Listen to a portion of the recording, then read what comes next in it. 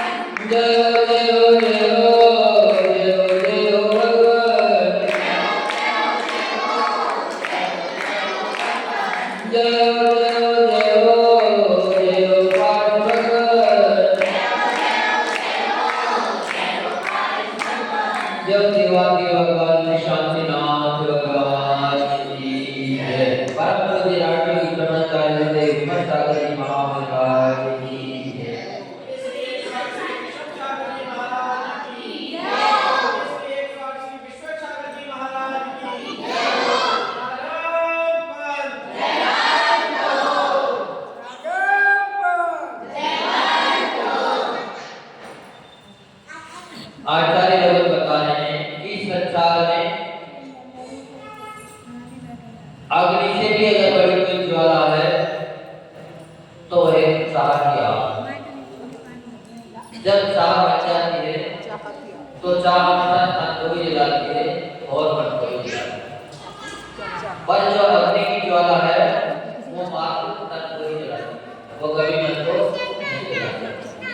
पर जिसके अंदर चाह बन जाती है उनके दोनों ही नष्ट हो जाते हैं।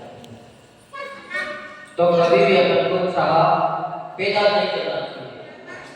जब चाह पैदा हो जाती है तो जीवन में अशांति फैल जाती है, और अगर चाह नहीं रहती है तो हर दिन प्रसन्नता से गुजरता है, सुख शांति में गुजरता है।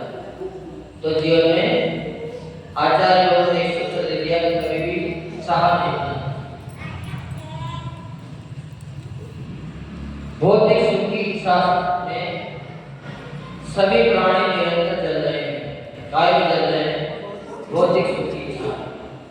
पर परमार्थ सुख की अगर इच्छा जगा ली जाए उनमें तो एक बार हो सकता है वो जलेगा, पर परमार्थ की इच्छा चंद व्यक्ति के अंदर जल पाती है। लाखों करोड़ों में कोई एक व्यक्ति होता है, उसके अंदर अपने आत्म का विचार आता है। रात दिन उनके जीवन में चाह, विषय चाह, लौकिकता की प्यास बढ़ रही है। जिनके जीवन में लौकिकता बढ़ जाती है, यानी कि ख्याति पूजा की चाह बढ़ जाती है, वो पूर्णता त्यागी होते हुए भी सुखी नहीं रह पाता। आपको हो सकता है धन दौलत की चाह बढ़ जाए, परिवार की चाह बढ़ जाए, नए व्यक्ति मतलब जीवन साथी की चाह बढ़ जाए, लेकिन साधु के जीवन में ऐसी कौन सी चाह आ जाती है जिससे उनका जीवन भी आसान हो जाता है। तो आचार्य वरुण कह रहे हैं कि एक बात संसारिक योगी इच्छा की पूर्ति हो सकती है, वो अपने चाह को समाप्त कर सकते हैं, लेकिन अगर त्यागी व्यक्ति के अंदर अगर चाह आ गई तो उनकी निश्चित दुर्गति, उनकी चाह की पूर्ति कभी भी हो नहीं। क्यों?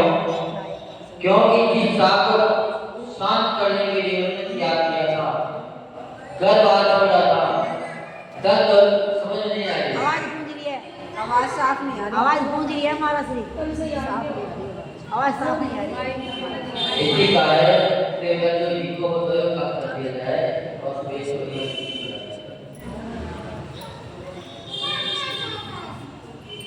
आवाज गूंज रही ना, समझ में नहीं आ रही।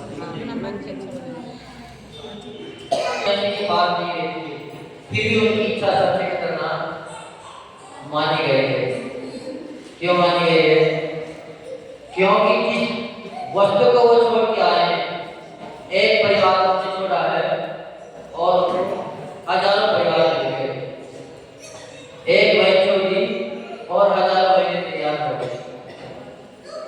तो फिर एक मित्र छोड़े और हजारों लोग उसके तैयार हो गए। तो साधु किसकी चाह बढ़ती है? लौकिकता की चाह बढ़ती है।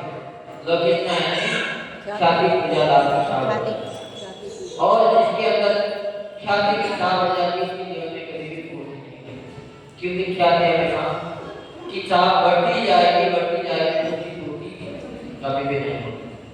पर जो ख्याति की चाह से दूर हट जाता है उसके जीवन में हमेशा शांति रहती है। इसलिए साधु जीवन में कभी भी चाह पैदा नहीं होना। वैसे तो गृहस्थ जीवन के लिए भी आचार्य लोग ये कह रहे हैं कि कभी भी जीवन में अपने अंदर चाह पैदा नहीं करना चाहिए, क्योंकि जब चाह पैदा हो जाती है और उसके अनुकूल अगर कार्य नहीं होता है तो उसके अंदर बेचैनी शुरू हो जाती है। जबकि ऐसा नहीं, कुछ को मिलना है बाहर, उसकी इच्छा है कि हमें आज 100 रुपये मिले और उसको 80 मिल गए, 100 नहीं मिल पाए तो 80 का आनंद नहीं ले सकता, वो मात्र 20 की दुख में ही झुलसता रहेगा। तो चाह इसीलिए, जिसके अंदर चाह नहीं रहती है उसके लिए थोड़ा सा भी अगर सम्मान किसी ने दे दिया तो वो भी सम्मान उसको 100 का सम्मान नजर आता है कि देखो इस व्यक्ति ने अपना कितना सम्मान किया था।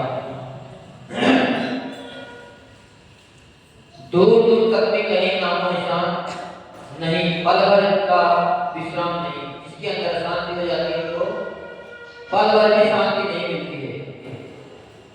अमोल नंदन चाह की आग में जलता जा रहा है। नंदन कैसा है, इसका कोई मूल्य नहीं है, अनमोल है। अगर आप सोचोगा हमारे जीवन का कोई मूल्य नहीं है, तो आचार्य लोग इसका मूल्य बताते हैं इसमें 60 ग्रंथ में कि व्यक्ति का इतना मूल्य है, इतना मूल्य है उसके जीवन का कि इस जगत की सारी संपदा एक लग और उसके जीवन का मूल्य इतना मूल्यवान जीवन है। अगर आपसे कोई कह दिया जाए कि आपको हम ढेर सारा धन देंगे और आप हमारे लिए सोना भी दे दीजिए, तो क्या कोई देगा? आगे दे सकता है? तो आप बताओ, आपकी आंखें अनमोल है कि धन की वैल्यू? आंखें नहीं। अब आंखें कितनी अनमोल है कि आप उसको आपसे कहते हैं कि हम 1 करोड़ में देंगे, कभी कोई अपनी आंखों को नहीं देगा। तो आपका कितना मूल्य है? और आप कहते हो हमारे तो कोई वैल्यू ही नहीं है, जबकि आपकी वैल्यू तो कितनी ऊपर है। अभी तो एक अंक का सदा हुआ है, जैसे अपने अंदर इतने अंक हैं, अगर उसको एक करके उसका रसोला किया जाए तो करोड़ों की संपत्ति या भी कोई देने को तैयार नहीं। तो इसलिए अपने को कभी भी बिना मूल्य का कभी भी नहीं सोचना चाहिए कि हमारे पास कुछ नहीं है, क्योंकि जिसको जन्म मिल गया, जन्म मिल गया, उसके लिए मानव स्वर्ग का आसन मिल गया। स्वर्ग के लिए सामने है, क्योंकि स्वर्ग की भी चाह नहीं करता है समय जैसी दिव्य कहता है कि अगर हमें नरक में जाना पड़े तो हम नरक में जाने के लिए भी तैयार हैं, पर हमें समय कैसे प्राप्त हो जाए, क्योंकि समय कैसे के बिना स्वर्ग का साम्राज्य भी मतलब का नहीं है, उससे भी दुर्गति की व्यक्ति को मिलती है। त्याग का नाम देना मानो भयानक अपराध हो रहा है। अगर किसी से कह दिया जाए कि तुम त्याग करते हो तो व्यक्ति बड़े जाते हैं। कल एक अम्मा कह रही थी महाराज जी को त्याग दिला दे, और उन्होंने 4 बार कहीं आज जाए, फिर मैं उनकी बात नहीं क्यों नहीं किया? कब बड़ी मुश्किल से तुम से 4 बार कही जब जाके तो आज खड़े हो, 4 बार हमने कही और 4 बार करीब करीब के मैं साहब तुमसे बोली तब जाके वो बड़ी मुश्किल से खड़े। और उसी दिन अगर हम नहीं मिला लेते तो दूसरी तो दिखते भी नहीं, आज से ज्यादा की बात। तब हमने अपनी सुनते रहे पर हमने उनको नेम नहीं दिया, निकाल शुरुआत हो जाएगी तब फिर सोचेंगे नहीं के बारे में। तो इसीलिए आचार्य लोग यहाँ कह रहे हैं कि त्याग का नाम लेना मानो भयानक अपराध हो रहा है। यदि कहीं त्याग की चर्चा है भी तो वह यश चाहता है, त्याग से भी क्या चाहता है व्यक्ति? यश की चाहना करता है, भावना उसे मलिन कर रही है, यश की चाह उसके त्याग को भी मलिन करती जा रही है। यह अवस्था संयोग से बढ़ती जीवन में भी घर कर जाती है। कई लोग जैसे हमने पाठ में आपको एक प्रोजेक्ट में बताया होगा कि हमने जब उपवास किए थे तो आचार्य ने हमसे ये कही थी कि बेटा तुमने एक गिलास के पूरे 8 घंटे साधना का मोल कर दिया, अब तो उसका 1% पर नहीं मिलेगा। उस साल के सर्वप्रथम संघ में आदर रखा गया। उसके बाद में हमने व्यवस्था बनाना सही का हिस्सा 1 गिलास किस काम का जिससे अपने आप सदस्य खत्म हो गए। सही बात है। तो इसलिए चाह जीवन में कभी नहीं, व्यक्ति चाह से नीचे गिरता है। चाह अगर ना हो तो व्यक्ति कभी भी नीचे नहीं गिरेगा। मुश्किल से थोड़े से प्राणी ऐसे मिलेंगे जिनके चित्त में किसी प्रकार की सांसारिक चाह ना हो, प्रतिफल की भावना ना हो, प्रतिफल की भावना से निश्चित निहित त्याग चाह का ही प्रतिरूप है। अगर त्याग करके भी उसकी चाह करती तो दान देने के लिए उसने चाह करने के सिद्धांत उसका दाम देना इस पर चला गया। इसलिए त्याग के ऊपर कभी भी सहा नहीं करना चाहिए। ये नहीं सोचना चाहिए कि हमने अगर त्याग किया तो हमारा सम्मान मिलेगा। इसीलिए है वह व्याकरण चाह को घटाकर निश्चित हो जाइए। मन में चाहना की आग जलाकर यदि तुम त्याग की बात करेगा तो उसकी ज्वाला में जलकर भस्म हो जाएगा, क्योंकि चाह से चिंता बढ़ती है और चिंता से चिता की तैयारी हो जाती है। चिंता और चिता इसमें मात्र एक व्यक्ति के अंतर है। पर चिता तो मात्र होते हुए जलाती है और चिंता जीवित को भी जलाती है। वो अंदर से खोखला हो जाता है। चाहे बात है कितना भी बड़ी व्यक्ति दिखता है, तो इसीलिए अपने जीवन में कभी भी चाह पैदा मत करना। अगर चाह आ जाए तो चाह फिर ऐसे पैदा करना कि एक बार चाह करने के बाद दोबारा उसमें जीवन में कभी इच्छा प्रकट ना हो। तो चाह वैसे तो शास्त्रों में ये आता है कि चाह तो बॉक्स की भी नहीं करना, इच्छा बॉक्स की भी नहीं करना। पर आचार्य लोग दूसरे पहलू में ये कहते हैं कि अगर अपनी इतनी शक्ति ना है तो फिर चाह करो तो कम से कम प्रशंसा करो। पर सांसारिक की चाह कभी भी नहीं रखना चाहिए। ख्याति पूजा लाभ की चाह कभी भी जीवन में नहीं आना चाहिए। ये आज मुझे गुरु ने अपने को बताते कि सहा अगर रखने में तो अपना तन और मन दोनों ही जलकर खाक हो जाएगा। सब कुछ जाए ना जी क्या रखिए जरूर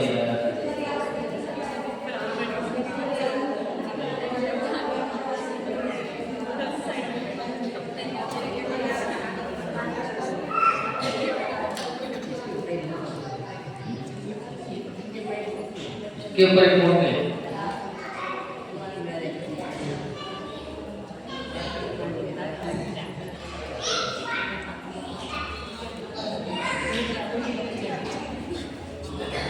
पिछी मयूर पक्ष से क्यों बनाई जाती है? पिछी मयूर पक्ष से क्यों बनाई जाती है? आज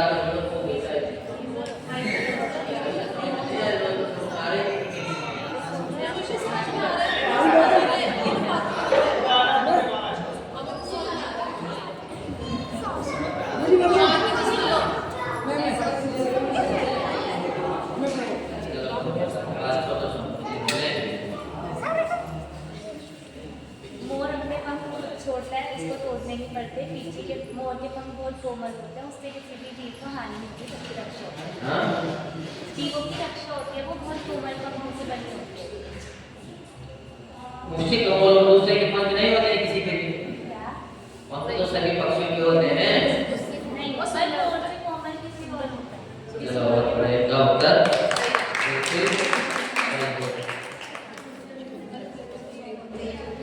नाम दो नाम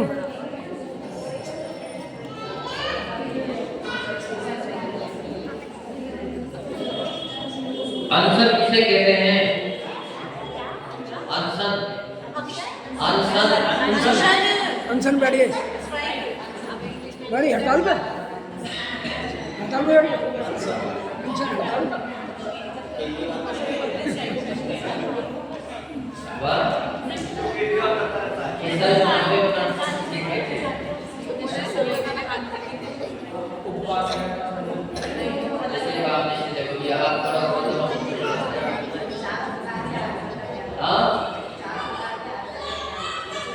चारों प्रकार के आहार का त्याग करना अनशन कहते हैं।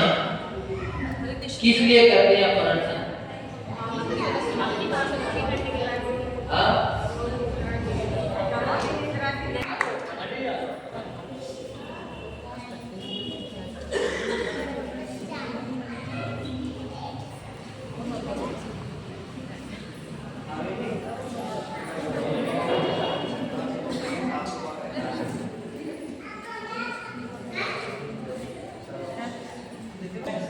जम्बो कुमार ने दूसरे दिन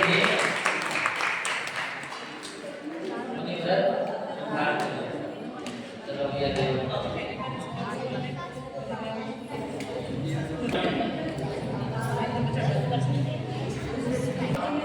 और पूजा 4 प्रकार की नहीं होती ना, इसलिए होती भाई 4 प्रकार की। कौन-कौन सी होती है जब सेलेक्ट किया जाए बताओ।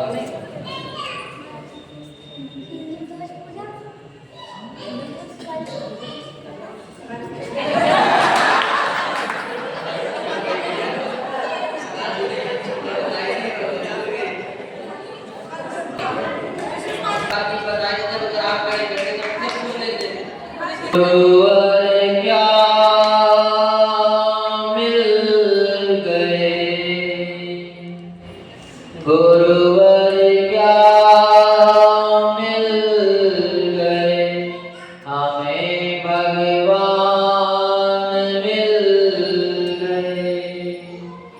उजड़े हुए गुलशन को बागवान मिल गए। गुरुवर दिखा रहे हमें रास्ता मुकाम का। गुरुवर सिखा रहे हैं लक्ष्य मोक्ष धाम का। गुरुदेव की वाणी से मुक्ति गान मिल गए। उजड़े हुए गुलशन को बागवान मिल गए। गुरुवर क्या मिल गए, हमें भगवान मिल गए। तजराग देश भेद वितराग का धरा। गुरुवर का दर्श मिलना आओ भाग्य मेरा। गुरुवर के चरण क्या मिल गए, वरदान मिल गए। उजड़े हुए गुलशन को बागवान मिल गए। गुरुवर क्या मिल गए, हमें भगवान मिल गए। तप त्याग साधना के ये संगम है महान। कलिकाल में गुरुदेव नया कीर्तिमान है। सच कहता हूँ हमको दया निदान मिल गए।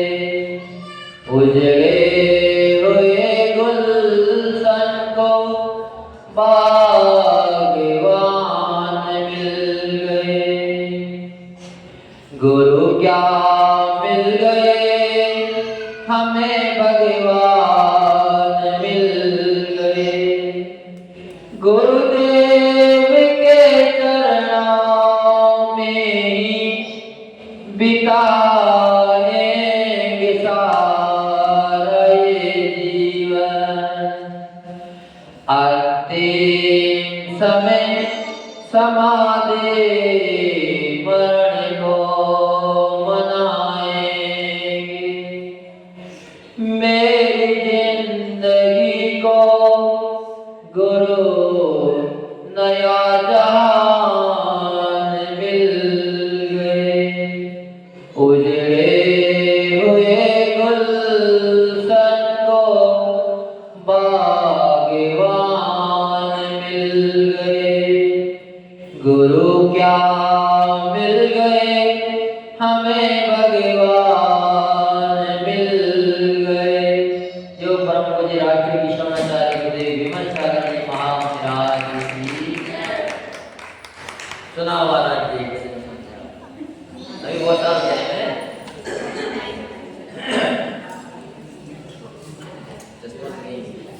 वंदना करने आया सुख भावना से मेरा जीवन सफल हुआ है चित वंदना से।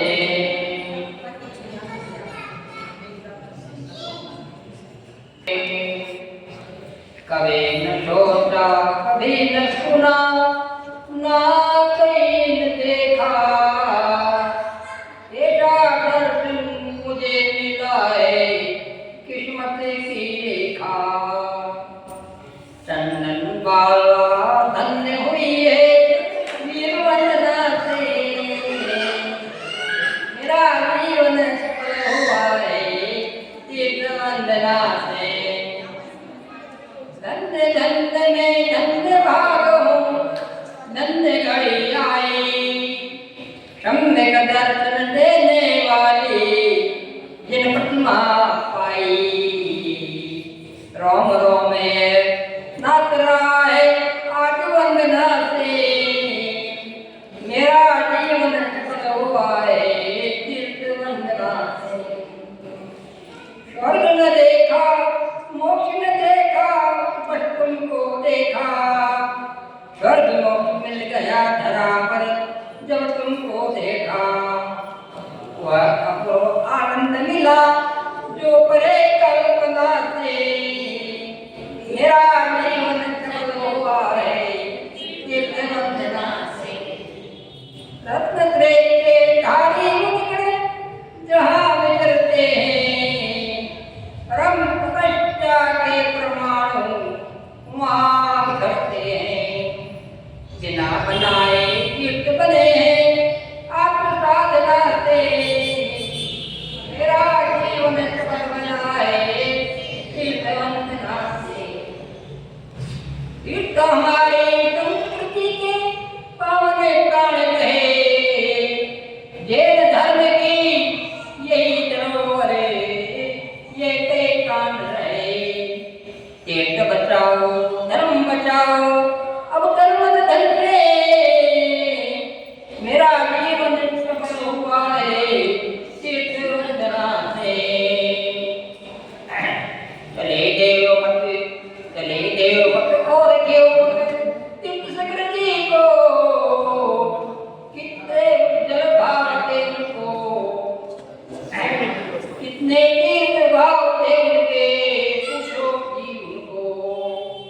मक्का बन गए मोती डाले चढ़े भावना पे मेरा जीवन सफल हुआ है तीर्थ वंदना से।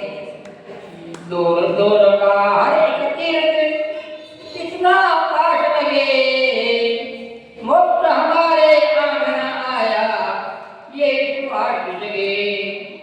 जन्म जन्म के पाप कटे हैं वंदना से मेरा जीवन सफल हुआ है तीर्थ वंदना से।